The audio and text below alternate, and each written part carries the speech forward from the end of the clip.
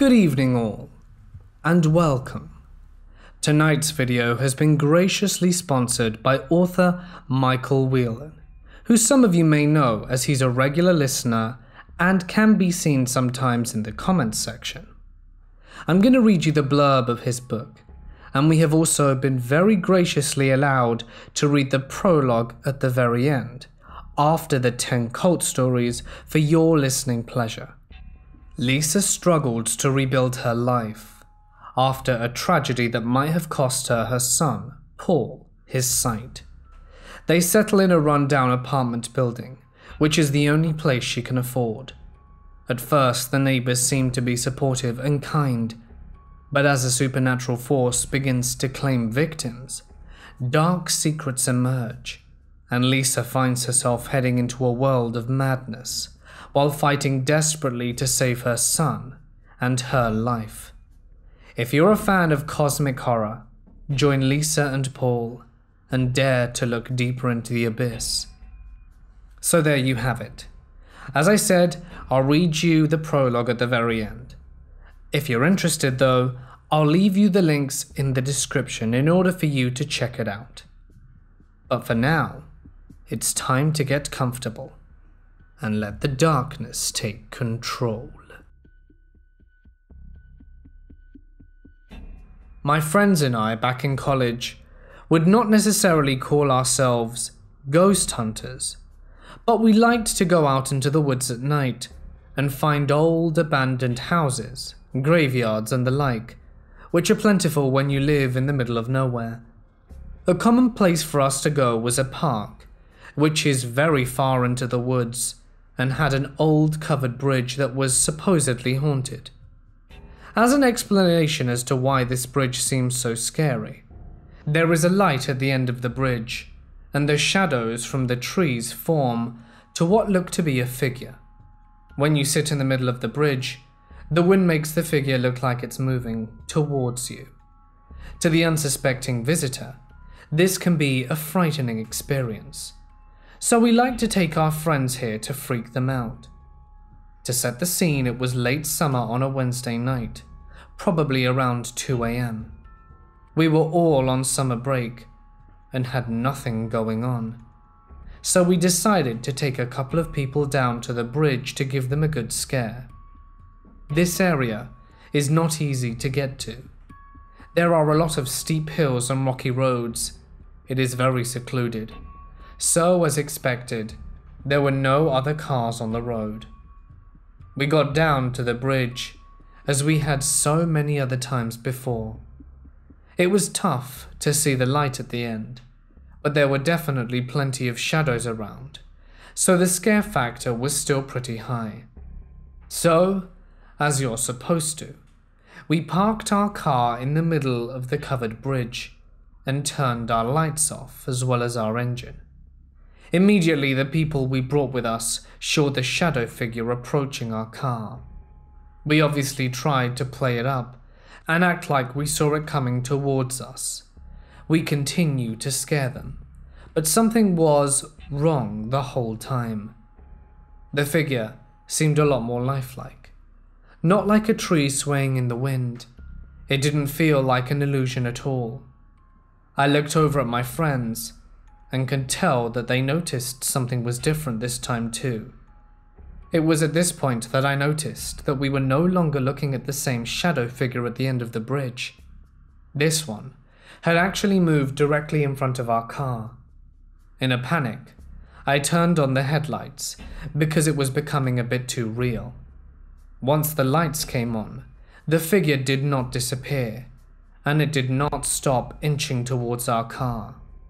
There in front of our car was a person in an all-black hoodie and all-black pants, hoodie over his head looking down at the ground. After the lights came on, he kept inching towards the car at a snail's pace. A prank, I thought. Someone saw us come down and was familiar with the story and wanted to mess with us. We opened our windows and yelled, "Hey, you got us pretty good." He had no reaction. Thinking he was just trying to stay in character, we laughed it off and backed out of the bridge and began heading back up the hill. There was a parking lot up at the top of the hill, still pretty deep into the woods. Maybe a minute or two drive from the bridge. We decided to head up that way to gather our thoughts and sort of process everything that had happened, since adrenaline was still running pretty high. We got to the parking lot, which is normally about a quarter full on a busy weekend during midday, with hikers, as it was a pretty popular hiking spot in the area. At 2 a.m. on a Wednesday, this place should have been totally empty. Upon pulling in, every spot was full. Considering the park closed at dusk, this was a disturbing discovery. We parked in the middle of the lot, trying to figure out what was going on. I grew up just minutes from the area, and the amount of cars in the lot was probably the equivalent of the nearest town's population. We sat in the lot for 5 to 10 minutes, just talking to each other, trying to figure out what was going on, when 2 German shepherds came running down the hill.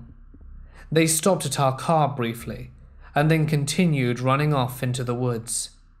The girl that we had brought with us had a look of horror on her face, and told us that we needed to leave. Confused and a bit concerned, I agreed and left the area quickly.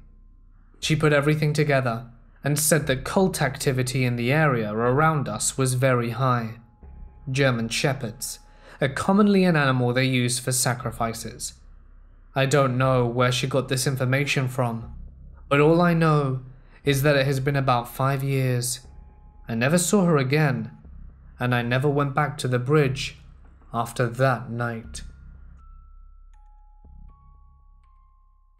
I was staying at my friend's place a couple of years ago. I was in my early teenage years at the time.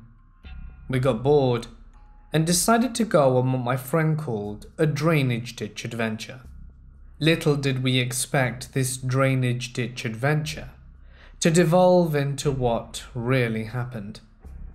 The sun was low in the sky on a cool fall evening, as I and several of my closest friends exited anonymous friend's house number 1 and headed down the street and through a small thicket of woods to where he knew the ditch was. When we arrived at the tunnel, we had to scale a fence separating the patch of woods and all of the suburban houses from the actual drainage. The ditch had a concrete barrier lining the bottom of it, so it was relatively easy to traverse. After that, it was almost like a road, which I could see spanned for a considerable distance, despite being overgrown by trees in some portions.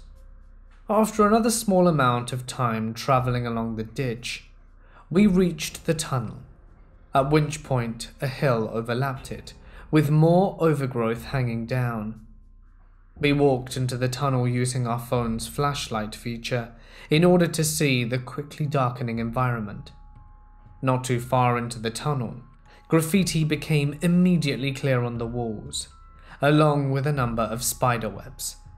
However, upon further inspection of the graffiti, we realized that this was no regular graffiti at all, rather unintelligible writing and occult symbols, such as pentagrams, and they were written across the wall, becoming more and more disturbing as we progressed deeper into the tunnel.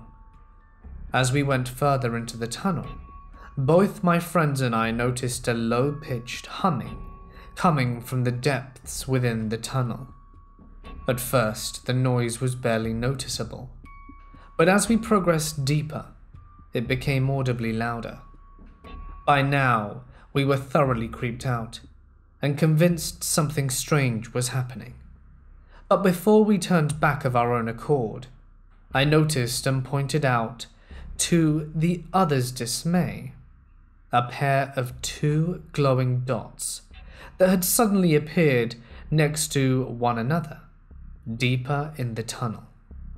It was at this point we all agreed to get the hell out, but not before I snapped some pictures on my phone of the writing and symbols on the wall. However, for whatever reason, I must have deleted these at some point later, as I can't find them anywhere. Perhaps I was feeling self-conscious about the possibility of people finding the photos and thinking I might have something to do with the cult. We arrived home unscathed, but with a very interesting story. I am an 18-year-old female. My mother, sister, and I were shopping in our local Target. As we stroll around, I recognize a girl named Stacy, who is the same age as me. I used to go to school with her. For reference, I dropped out of high school my senior year, so I haven't been in my old high school or seen anyone from there for about a year now. I simply glance at her and keep on moving, doubting that she recognized me, because I haven't been in school for a year. A few minutes later, I am on the complete opposite side of the store when I see this girl again. Like last time, our eyes awkwardly met, and I tried to just walk past her. But this time, she actually said something. "Hey, didn't we play tennis together?" Stacy spoke with wide eyes and a painfully large smile.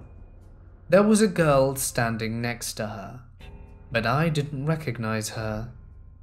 I simply replied a yes in response. I was never friends with her at school.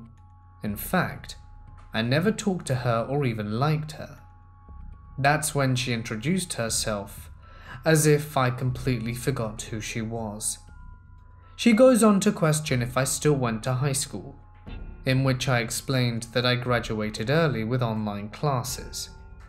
The conversation started out normal. I thought it was simply us catching up, due to the fact that I had been absent from school. I wanted to keep cutting the conversation short, but Stacy kept prodding about what I was doing now, if I'm in college, and what college was like. They were harmless questions, and I didn't even mind answering them. But then the conversation took an unexpected twist. Stacy somehow weaseled the conversation into one about God and Christianity. For reference, I do consider myself a Christian, but not one of those hardcore ones who are constantly spewing Bible quotes at strangers. She asks if I attend church, to which I respond with yes. Her eyes become wider still, and her smile bigger. Her whole mantra of God sounded like this. Back in my high school days, I was always partying and being so happy, but that was all fake, and no one knew that I was actually pretty sad. That's when I found this church that showed me God's way and His undying love. He accepted me, and He'll accept you too. Now I'm always happy, for I have God on my side. And at this church, God truly appears before your very eyes. He cured me of all my physical and mental ailments, like when I messed up my knee in tennis. The whole time Stacy spoke, there was just a robotic tone about it, as if these words were memorized, practiced, and rehearsed. There was almost no genuine emotion in her, just wide eyes and a never-failing smile. Then her friend, Ashley, who was in her late teens or early 20s, began to speak. Keep in mind, my mother and sister are just an aisle away, waiting on me. Ashley's speech went like this. For a while in life, I suffered with depression and suicide. I was always faking to be happy until I found this church. It truly opened my eyes and heart. I no longer feel dead inside. This is when she hinted that maybe I feel dead inside too, and that the only way to recover from it is to look to God.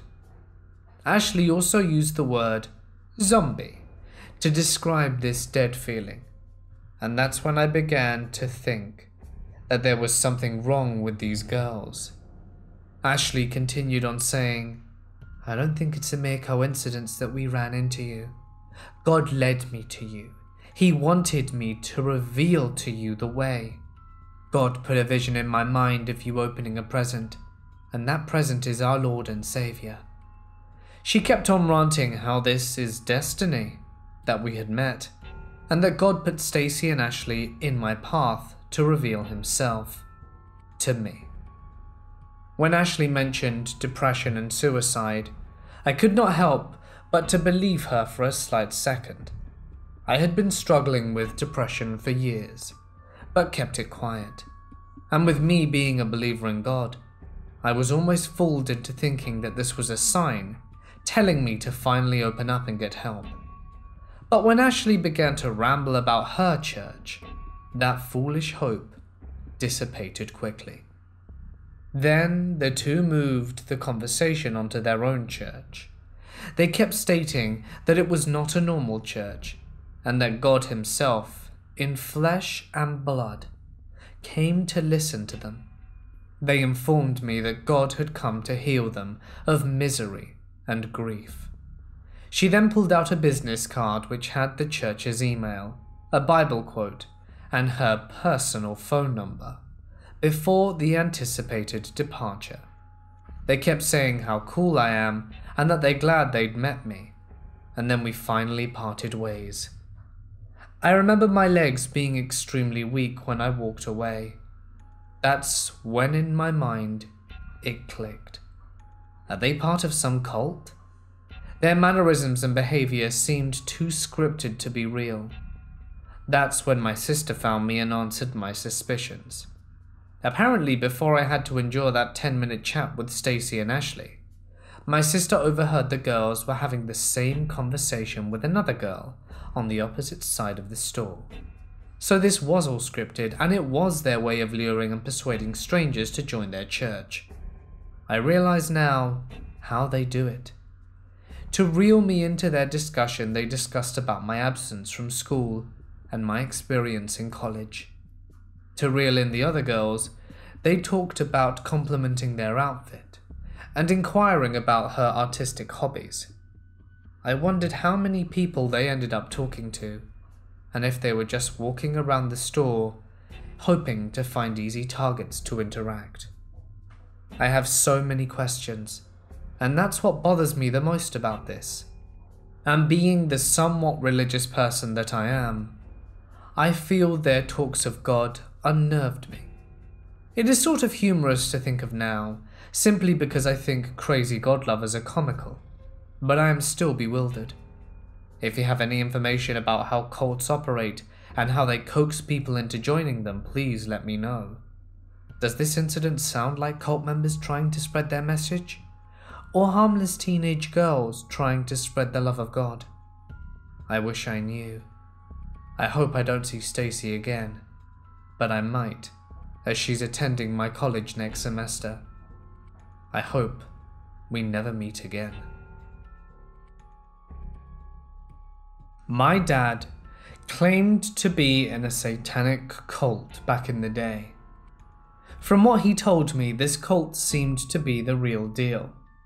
Necrophilia, worship of Satan, and every member had to get a pentagram tattoo.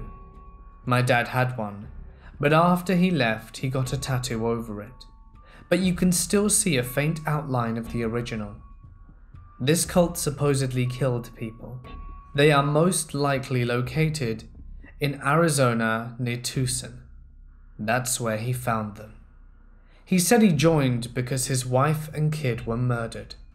He was not in the best of mental health, and he said he didn't do anything bad, but he did supposedly kill one of the cult members that was responsible for his old family's death.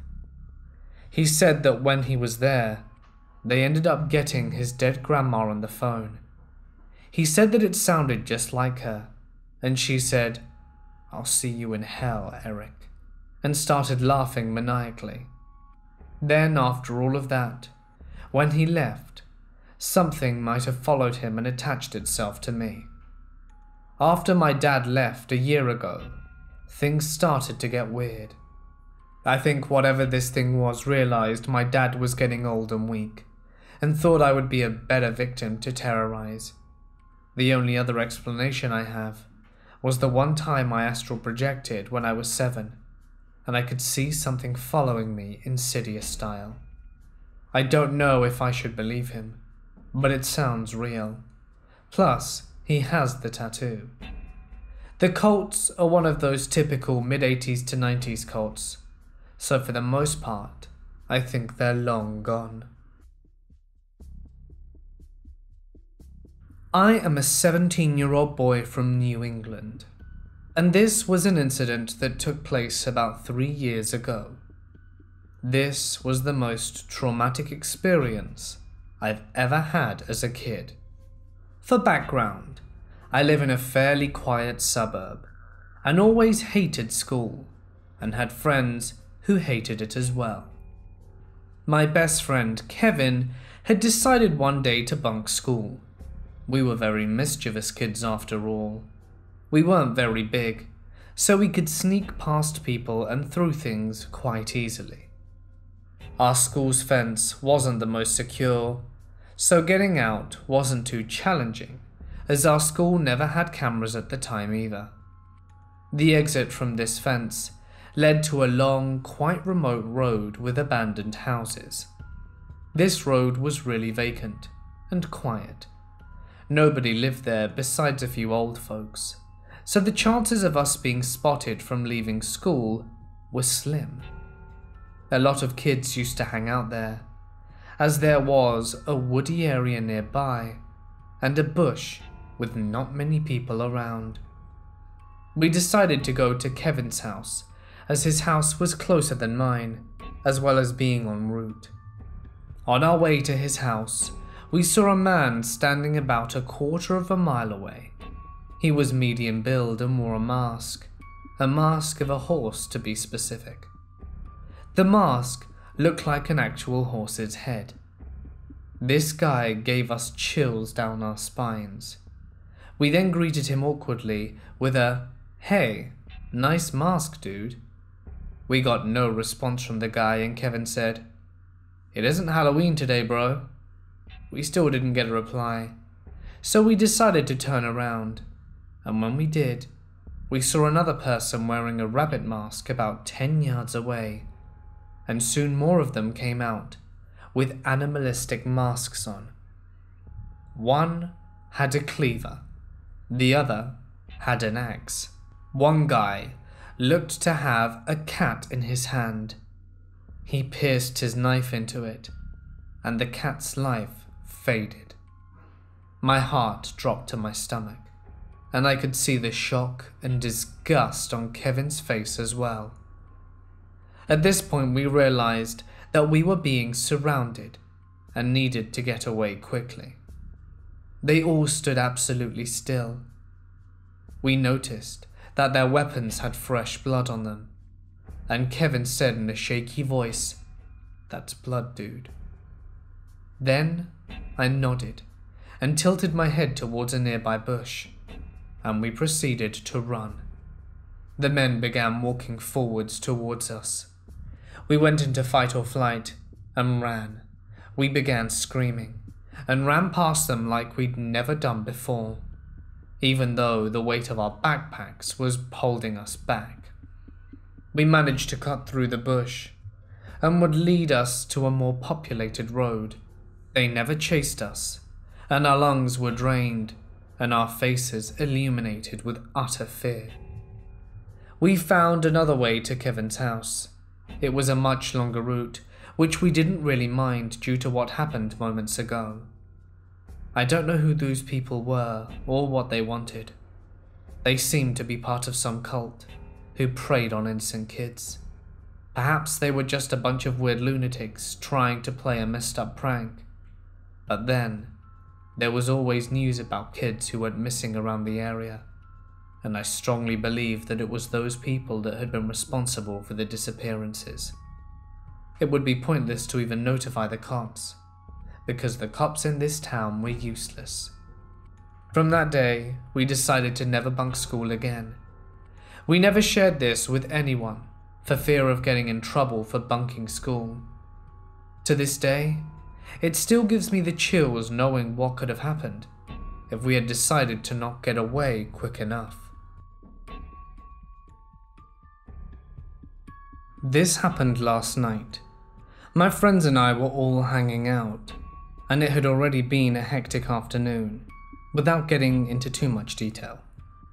It was a relatively warm evening, so we were going for a walk around the town that the majority of us lived in, which is something we do often enough that we would have felt safe doing it individually, let alone the group of 7 people we were in now.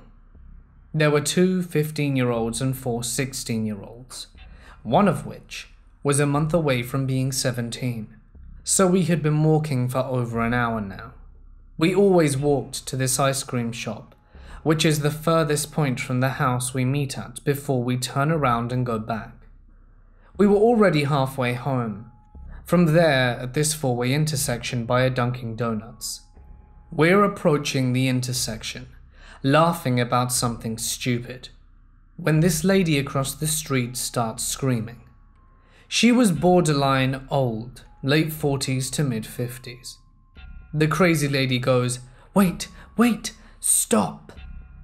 She runs across the intersection through the traffic to get to us. Now at this point, all instincts are telling us to turn around. The problem was, to get home, we had to go in the direction this person was running from. We approach the intersection just as she reaches us. "Oh good, you're all teenagers. Will you come to our concert later?" Crazy lady says. "We have 4 bands. It's teenager music. We've got free pizza and snacks like brownies and cookies. We even got a popcorn machine." Needless to say, we were a little disconcerted. We tried to politely decline, saying that it was getting dark and that we were on our way home. However, she would not let us get a word in edgeways. My friend tried to tell this lady that she didn't like that type of music, but she quickly changed her original statement. "It's all kinds of music. Come on, you'll love it.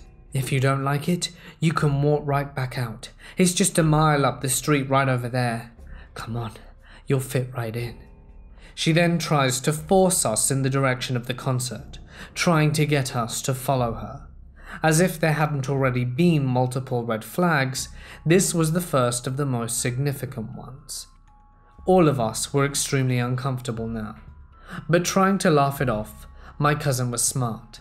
She held up her phone to her ear as if she was calling someone. There was terrible self-service in my town, and I know she was faking it, which is something that made everyone even more nervous. "Hello? Oh yeah, we're on our way back now. We'll be there in a few minutes." "Sorry, my dad's calling," she says to the crazy lady. Now, crazy lady took practically no notice of this. She just kept trying to convince us. By now, the sun was almost completely set. We were all itching to just get out of there and go home. "We have to ask our parents first." And here's the most unsettling part of the whole conversation. "No, don't tell your parents. It's only a half-mile up that road. You all have cell phones, don't you? You can just call them on the way there." Now, we were all more than a little nervous. Everyone is looking at Dunkin' Donuts, as though if we looked hard enough, we'd teleport. Nobody really says anything at this point. We don't know what to say. "Don't worry, it's in a church. Nothing bad is going to happen to you." Cue nervous laughter and muffled disagreements. "It's on until 9. We'll be there in half an hour." She gestures across the street to this other lady and 2 kids in matching yellow t-shirts. They come running across immediately, and as we get a closer look, it's obvious these kids are extremely uncomfortable and would rather be anywhere else in the world. The other lady is definitely older, as she has white hair. "These guys are coming to our concert. They don't know anyone. But," the other lady interjects as the kids hand out a few flyers, "they don't know anyone? Perfect." At this point, we're all done with this conversation. We have no intentions of being kidnapped 10 minutes from our destination, and we start walking across the crosswalk to Dunkin' Donuts. They want assurance that we'll go later, and we give it to them, falsely of course. We went into Dunks because there were more people in there, and we felt safer since there hadn't been anyone on the street. All I can say is to the crazy lady and her friends who were trying to lure a bunch of kids to the cult church concert thing, let's not meet again. There is a cult near my town. Most people seem to have come to the conclusion that they worship animals and hold certain pagan rituals to bring them to a higher existence, generally by burning them alive. Animal carcasses have been found all over the swamp, where they tend to meet, and I've stumbled across a skinned cat once. There is a bridge which seems to be the epicenter of the cult's activities. The bridge itself has many legends about it, and over time has taken the name of Satan's Bridge. Stories of haunted mansions, cemeteries, and suicides are ripe with that bridge, and the kids around it go on spooky adventures there, like me. Almost 2 years ago, my friends and I were chased by several cars flashing their lights and honking their horns. Last year, I went back with a much bigger group and was chased off with even more ferocity than before. At one point, almost being run off the road. A few months after we were chased away, we returned with guns. The only thing that happened was we saw a hooded figure peeking over the railing near the bridge. We didn't dare go looking for them. Soon after, we went again, and this time we heard distinct whistling, and at one point a scream that seemed to be from a girl. Also, one of our most recent times, we all got a very sick feeling as soon as we turned onto the road, and we felt as if we were being watched. Another time we tried out this little urban legend to see what would happen. The story goes that if you park your car near the bridge at night and turn it off, lights and all, then you see a pale girl run from the woods begging for help. We parked and waited for 10 minutes when we saw something in the woods moving. We actually got very excited thinking the legend was true, but we were wrong. The sounds of barking dogs echoed from the shadowy figure as soon as we rolled our windows down. It became pretty clear that we were being watched by whatever group worships there. We waited to see what the man would do, but he just stared at us through the dark woods. The reason I'm sharing this is because I find the situation to be incredibly intriguing. I was wondered if anyone might have stories similar, or even a suggestion on what my friends should try next. We've been pretty dedicated to figuring this group out for a while.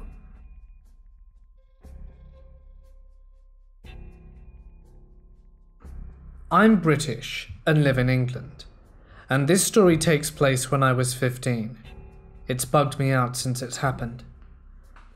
I was playing video games on a Wednesday night, and there was a knock on the door at about 11 PM, which was out of the ordinary and in itself a little odd. My mom was the one who answered it, but since it was so late, I came down to see for myself. We have a square-shaped spiral staircase with platforms as you go down each step, and there's a balcony at the top which I could overlook. It was also dark, so it would be hard for me to see, especially from outside the front door. When my mum opened the door, there were two men who she described as sounding German, wearing black suits. They were pasty white, tall, clean-shaven, and quite bulky. They didn't say anything like why they were there, what they wanted, or who they were. They were just asking if I were home. Just asking if I were home. What got me though, was they didn't just go by my first name, but also my last name, Troughton, like the second Doctor, which isn't common. My mum thankfully said no, and told them they had the wrong house. My mum, after she closed the door, told me that they were still outside looking at our windows. She told me to stay out of sight, since she thought they were trying to eye the house up to see if I were home or not. After about 20 minutes, they finally left the pavement, but my mum was convinced they'd sit in their cars still watching, so I hid for a bit longer. It was really intimidating, especially considering I was 15 and had never done anything malicious. This was 3 years ago, and I've heard nothing since. I've always wondered who they were, what they wanted, or if it was even a malicious encounter. Nevertheless, it truly freaked me out. I do have some theories though. It was a harmless prank by a friend, calling some religious group to my house. I somehow ended up on a cult's list, or my deep web searches could have led them to me somehow. My elementary school closed down after I left, and after a few years, it was converted into a church. This isn't an average church because it's massive, almost like a complex at this point. It has dozens of rooms and seems almost exclusive for a church, but whatever. I'm not a religious person, so I've never actually attended church before, so if anyone would like to tell me if it's normal, I'd appreciate it.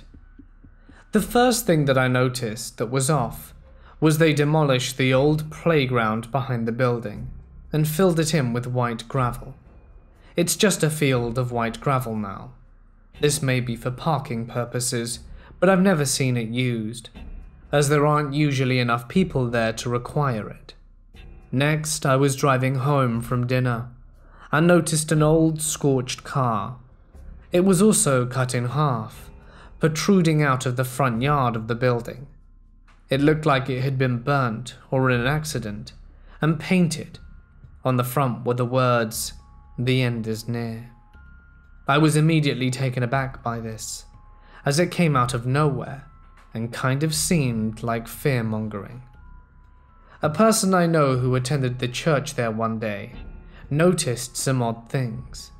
The chapel, which used to be the gym, was painted jet black on all 4 walls, and they had 2 big flat-screen TVs flashing "God is good" rapidly. He also mentioned something that I had noticed earlier as well. All the girls who attended church seemed to be younger, between the ages of 16 to 20, while all men appeared to be much older. I've also noticed this while driving past the place. I've witnessed men in dark suits walking around the property at night, as if they were guards, though they're not always there. They will also block traffic without wearing any reflective gear, in order to let their churchgoers exit. They usually just block the road completely, and don't allow anyone to pass.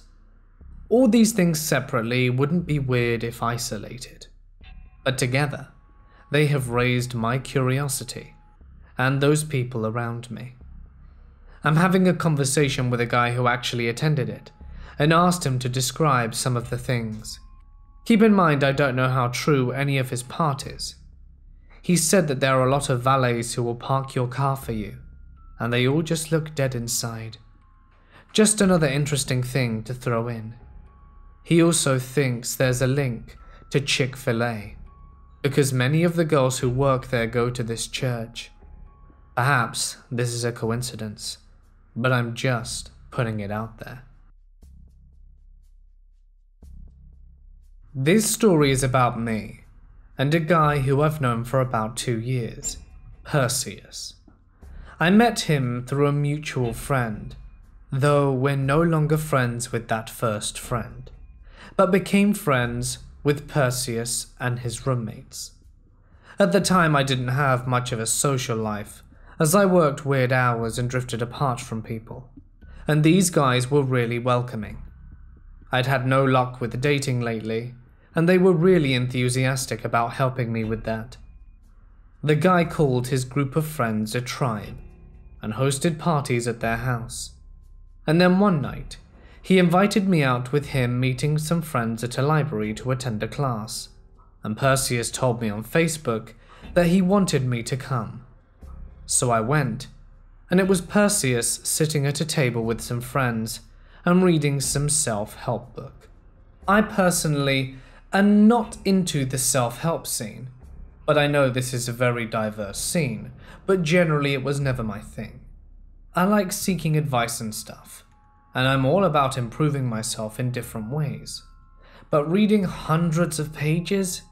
Nah, I'd rather read something else, like politics or fiction. So I politely listened to him and tried to get into it for a bit. I was considering reading the book, but really just wasn't interested. After we went out for beers and had a good time. So I ended up going to the classes sometimes, but it was mostly to have a social life. I did kind of enjoy the academic environment a bit, but overall wasn't really impressed with the self-help book. To me, it mostly sounded like generic advice I could get everywhere, so not my thing. So I go to some of their parties and have a great time. One of them is good at giving me some constructive criticism, which I honestly appreciated, and I was bonding well with Perseus and some of the other group members. At one point, when we were in a car, one of the guys told me I really should come to the classes, because they level up at each one, and I told him that I was busy at work. Months go by, more parties, generally having a good time, and I generally like the group, but a few things rubbed me the wrong way. It's hard to explain, but it turns out one of them actually did have severe mental illness, but he left the house at some point. It was more the obsession that Perseus in particular had with self-help stuff. He had loads of books on it. The whole teaching a class kind of thing weirded me out, and Perseus, who did have a university degree, instead of becoming an academic at a usual university, would tell me plans of opening an online one and teaching critical thinking, logic, and self-improvement. One day, I was visiting his house. The house was chill to hang out in, because it was casual. I was sitting in the living room and heard him talking to someone on the phone, saying something along the lines of, "Oh, so-and-so is calling me a cult leader. Sure, I'm a cult leader, but I'm an ethical cult leader. I would never get someone to drink poison." Red flags? Or was I overreacting? Time goes on.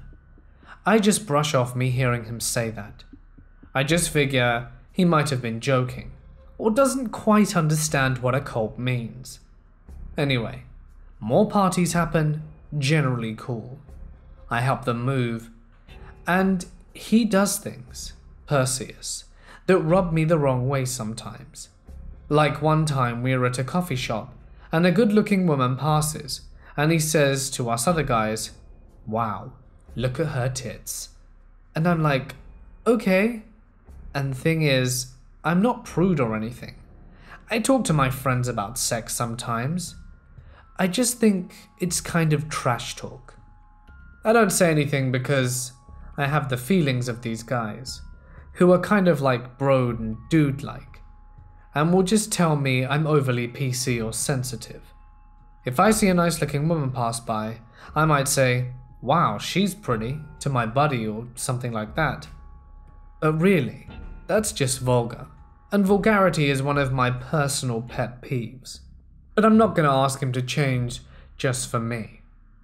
During this whole time, almost every time, he is pushing me to read The Mystery Method and the other pickup artist material. We're getting to the drama now. I talk to him and he gives me advice. Some of his advice generally isn't bad advice. I go through life, and with all the people I befriend, I take whatever advice I can get to help in general. In the summer, I read about 20% of The Mystery Method, and I think it's mostly stupid. Pretty much telling me to go into bars and bug every woman. Like, no, I don't want to do that. That's just creepy. So I stop reading. Later on, he continues to poke me to start reading these books again. One time at a coffee shop, he pretty much loudly says, "Dude, don't you want a dick in your mouth?" This rubs me the wrong way. But whatever, okay. Are you still with me? So here's the drama. Oh, did I mention Perseus almost every time I see him is going on in front of the other tribe about his latest experience, where he got a woman's attention in front of her boyfriend, the Alpha, or one time when he danced with a woman but didn't sleep with her because he timed the order in which he did things wrong. This really weirded me out. We started having hangouts where we'd chill, play some games, maybe cards, and have a few beers, and smoke and the like. So I go to one, and it's just a few of us. Half the people there of the tribe are in the kitchen cooking, and it's just me, Perseus, and another guy who is new. A young, impressionable guy who likes Jordan Peterson. So at one point I told Perseus what's going on in my dating life. Although at the time I wasn't dating anyone, I had 2 prospects, although one was long distance, and we were meaning to meet up. But she flakes. And another woman who I had just started talking to. But we hadn't met yet, and only started, but things were looking generally good. So I told him about this great new woman I was talking to. Perseus starts going on about how I never seal the deal. There's truth to that, sure. So I was hoping I could tell him more about this woman. Instead, he reaches into his bookshelf and puts a PUA book in front of me, the one I started reading and quit. He tells me for the dozenth time that this is the key, and here's where it starts. I don't recall exactly everything that led to it to getting more heated, but I remember telling him I wasn't into the whole PUA self-help scene. He then reminded me that I was having no luck lately with women. I told him it was true, but told him things were generally getting better, and that I was working on it. He then reminded me that I'm not having luck, and that this will help me. I bring up something along the lines of a lot of the self-help stuff being based around evolutionary psychology, which, while a legit field, is something I personally didn't trust. I feel that, and many critics do, much of the evolutionary psychology is based on speculation, or there are books written that I've found that support an agenda and use evolutionary psychology, but will cherry-pick facts to suit it. He gets defensive about that not being true, and both our voices are raised a bit at this point, but I see he is being aggressive with me now, and he asks me, "Do you believe in evolution? Do you believe in psychology? Then how can you say that evolutionary psychology isn't a legit field?" He then brings up that many people in some fields don't like people in other fields, which is true, sure. So this goes back and forth. I tell him he's pushing his beliefs onto me, and he asks me what pushing means, asking me to define it. I tell him I'm not into the self-help scene. What's wrong with helping oneself? Everyone wants to help themselves. He also tells me I'm pushing my views onto him and the others by not listening to what he has to say. He tells me I'm being irritating because I was asking for dating advice and now I'm refusing to listen when he's giving to it. I wanted friendly advice, sure, but not a book. So basically, I need to read this book or I'll never kiss a woman again. He doesn't say it, but sure as hell implies it. Like, he never once asked me about this woman I was speaking to, her background or interests or what we talk about. To give me advice, he just gives me a book. I tell him I'm not interested, and he insists it's a diverse scene and that you can't judge it. But since he's pushing me, I tell him what I really think. Honestly, I don't respect the whole self-help industry. I think most of them are scammers. This triggers him. I'm taking that personally, because you just insulted my profession. I've been writing a self-help book for years. I didn't know this, and I tell him I didn't know this. But the genie's out the bottle. He tells me I haven't read any of the books that I judge. I tried, and they sucked. And he continues. "No, you sound aggressive to me," he says.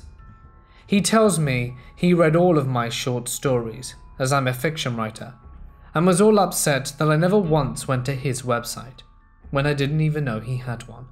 and I'm not interested. So what? I ask him straight up, so to hang out with you I need to go on your website. Don't remember what he said, and he keeps pressing me on why I didn't read the books. I tell him I won't read them, and he has to accept that, but he keeps pressing me. I tell him straight up, I think many of the books are misogynistic. He asks if I call him a misogynist. He says, do you think my girlfriend thinks I'm a misogynist? Misogyny means hatred of women. Do you understand that? So I'm mentally out the door now. He keeps telling me I'm being unreasonable. I tell him I feel really freaked out right now and feel like he's being aggressive with me, and I'm getting quite angry. The argument continues. He tells me I don't listen. I go to the fridge, grab the beers I bought, and I leave the wrapping in the fridge because I'm in a rush to get out. Perseus demands I not leave garbage in the fridge. I take it out and start heading towards the door and tell him to stop using rhetorical manipulative techniques on me. I tell him what I thought, that his classes were creepy, and he slams the door in my face. I take my beers.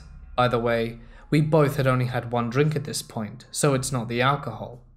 And I text him while I'm waiting for the cab. Dude, that wasn't cool. I've never seen anyone act like that before. You were poking me, dude. Not all your friends are going to want this self-help stuff. If they tell you they don't want it, leave them alone. He texts me after a few minutes and says, you sound upset. Maybe take some space to reflect. Later on, he texts me again. We had a communication issue. I'm sorry you perceived me as being aggressive. Hopefully, we can get on better next time. No, not cool. We're done. You seriously freaked me out. Don't try to gaslight me. Goodbye. I go home and don't want to sleep. What the? Am I overreacting? Obviously, the way I said this seemed so biased, but I'm telling you everything to the best of my ability. I've been through a lot of manipulation lately by people in my life, and people acting strangely to me and telling me I'm at fault. Was I the asshole? There was a tunnel, built by no human hands, located outside the boundaries of space and time, existing both in and out of tangible reality, enduring even beyond deep time.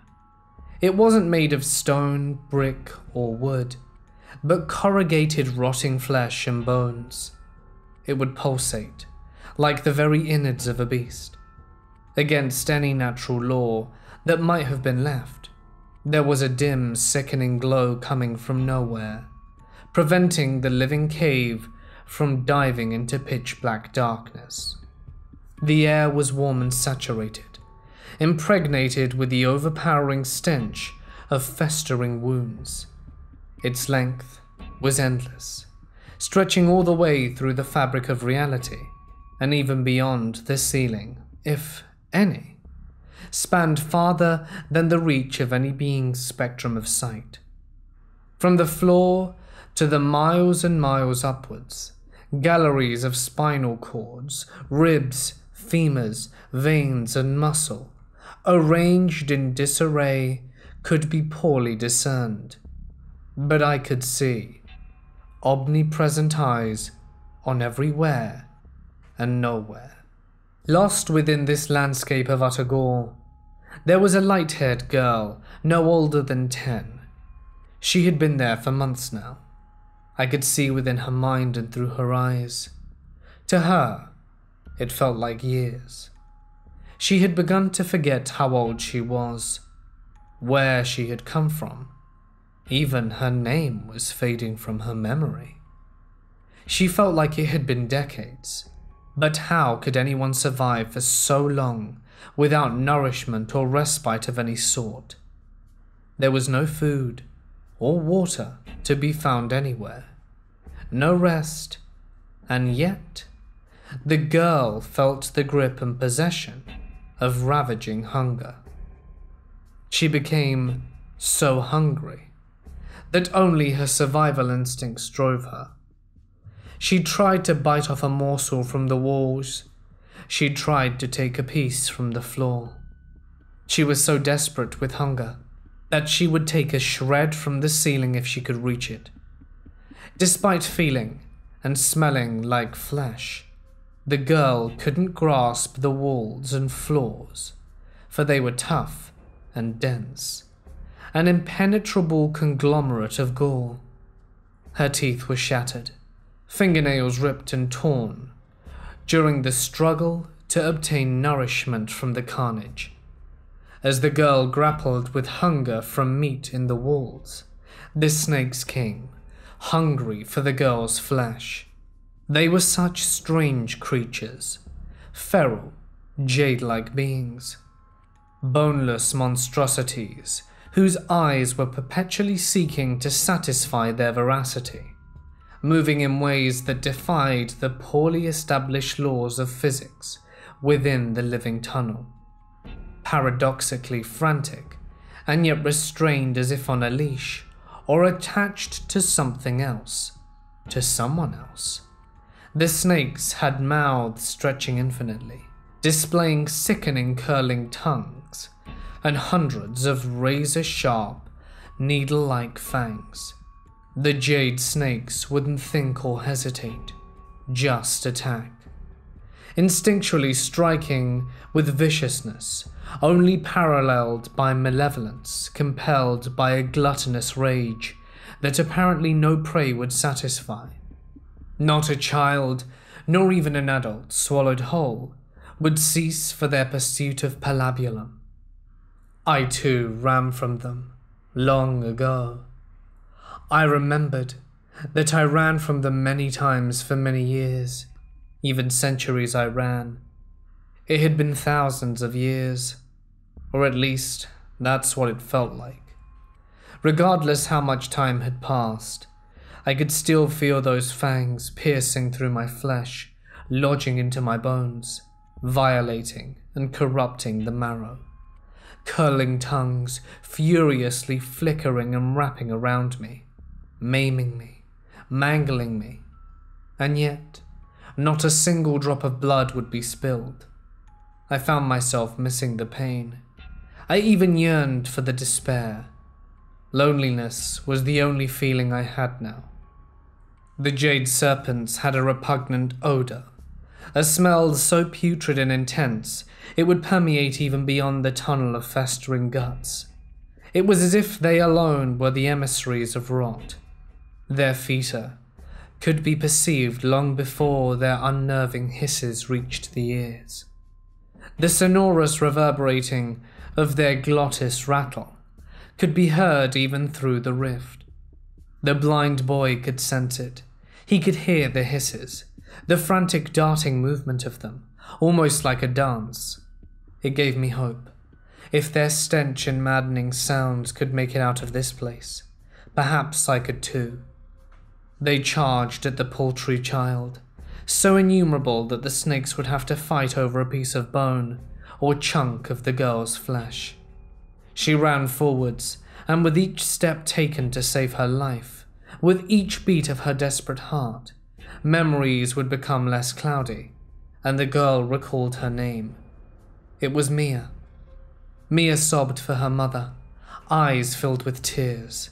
She had a mother, and now she remembered very well. I wanted to embrace her, to take care of her, to keep the tender flesh of her tiny, frail body safe from the horrendous jade beasts. Did I want to be her father? Her mother? When I arrived here, I was her age. I remembered that. Yet I could not even remember if I were a boy or girl. I wanted to be her protector. I wanted to prevent little Mia from having the same fate I had. I couldn't remember if I even had a father or a mother. The tunnel had feasted on my memories the same way its snakes would feed on flesh and bones. Clean cuts, wounds, and torn sinew turning instantly into scar tissue. Memories clouded and obscured, covered in thickness of fog, lost permanently to oblivion. I went close to Mia, but she cried out even louder, and decided to once again run in the only possible direction, forwards. her little arms flailing in anguish as she choked on tears. She didn't make it far. She stumbled and fell. I came close and caressed her tiny face, covered in sweat and stained with tears. I stroked her soft hair. Neither of us could feel the touch. I felt pain in my heart. Anything was better than emptiness. Mia stood up again and ran. She kept running, with everything she had pushing her legs beyond its limits. Ultimately, she fell on the ground. She got up again, ran again, and fell again. This time, she could hear the hisses.